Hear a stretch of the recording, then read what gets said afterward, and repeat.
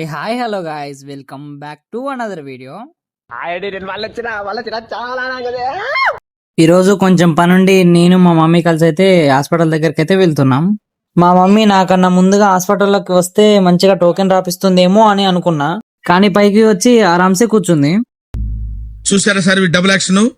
ఇంకా డాక్టర్ రాలేదని కొంచెం సేపు అయితే ఆగమని అయితే చెప్పారు. అంతసేపు ఖాళీగా ఉండడం ఎందుకని మా మమ్మీ మీద అయితే ఫ్రాంక్ చేశా, కానీ అది ఫెయిల్ అయింది. మీరే చూడండి.